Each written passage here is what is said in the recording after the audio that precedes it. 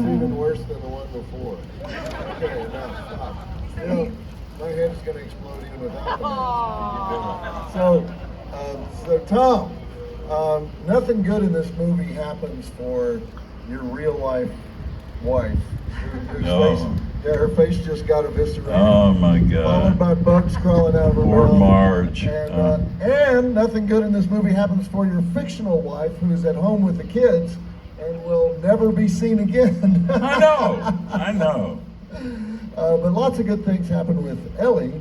Yeah. Who has that famous line, where would you like to sleep, Dr. Chalice? And Well, that's a dumb question, Ms. Grimbridge. All right, but why am I saying it? We have her here with us, ladies and gentlemen, Stacey Nelkin.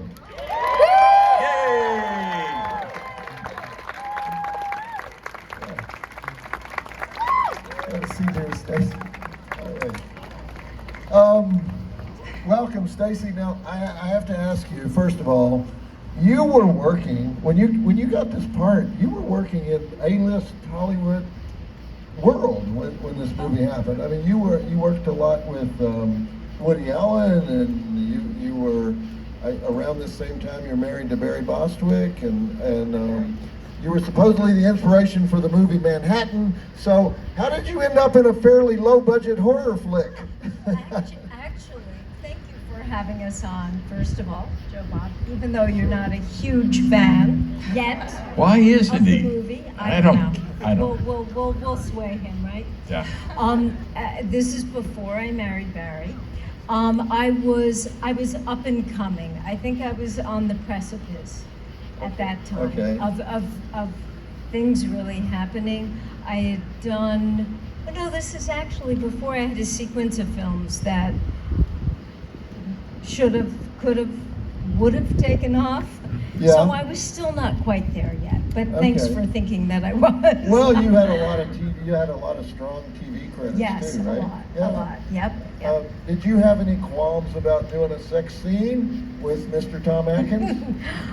Of course, I did. Yeah. Even though I certainly had no problems having sex, but on film, that's a different story.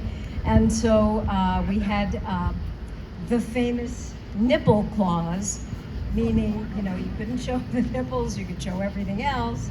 Oh yeah. Yeah, right. Yeah. A lot of things That's to right. work around. It's not as it's never as sexy as it looks. I mean, I thought that scene looked pretty good, right? I thought Tom? it was very We looked mild, pretty, gentle, kind yeah. of lovely sex. Lovely How many, sex, how right? many people But how many? Prelude. You had an overhead shot. Was there a cameraman hanging over you while you were doing that scene? No, he Not hanging was over. kind of on a short crane, I think. Tommy could answer that better. yeah.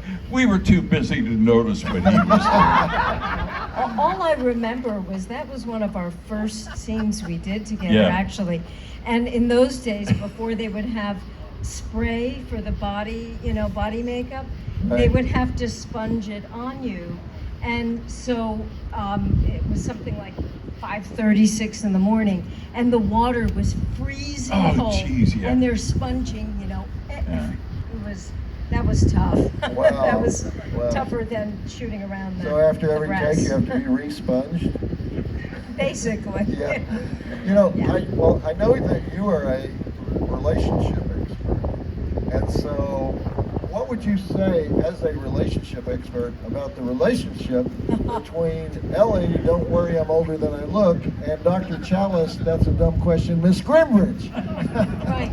You know, that's a great question.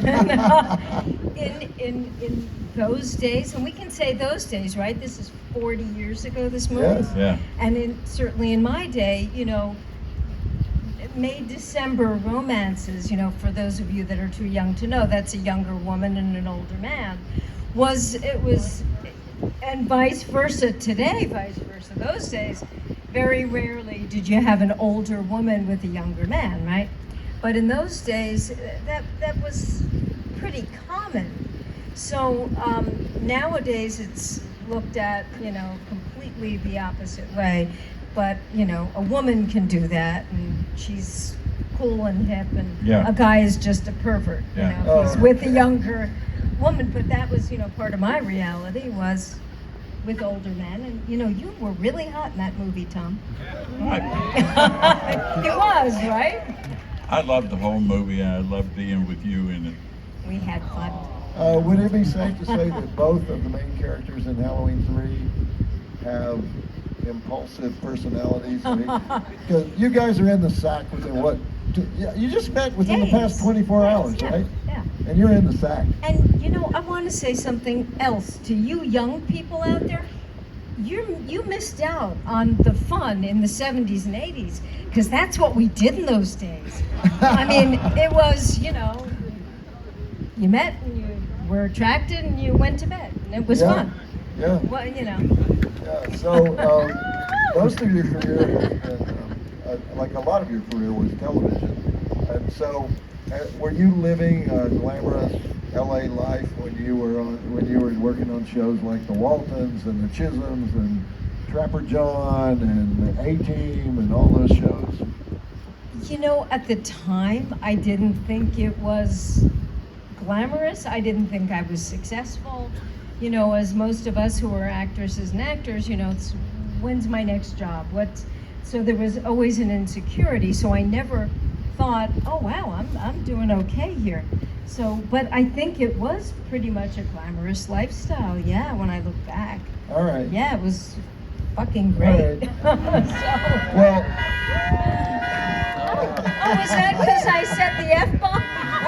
Is that mine? All right, let's talk about. I want to ask you about that no nipple clause in your contract. That's because that's the first I've heard about the no nipple clause. I know Roger Corman used to have very specific breast nudity clause. Right. You either did the breast nudity or you didn't. Oh, You had to yeah. sign the breast nudity contract. But by the way, Tom, you did not have a no butox. No butox clause in your contract. I did not. You go Heard it all. bare-ass, No. right?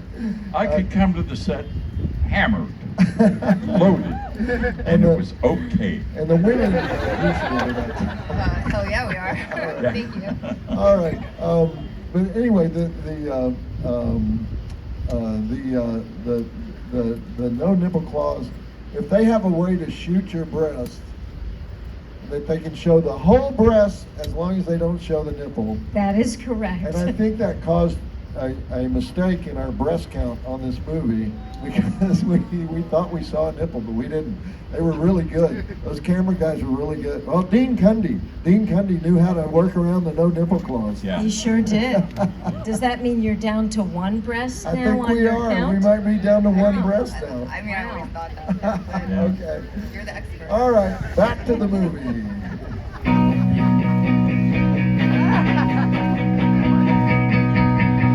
One more day to Halloween, Halloween, Halloween. One more day to Halloween, Silver Shamrock. Okay, John, no.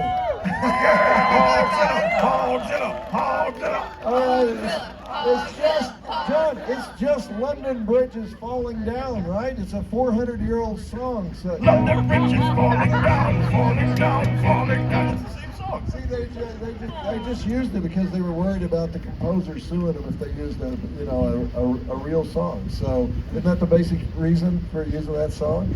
So, we'll ask Tommy Lee Wallace. Although listen, it's an English nursery rhyme. This is all Irish guys.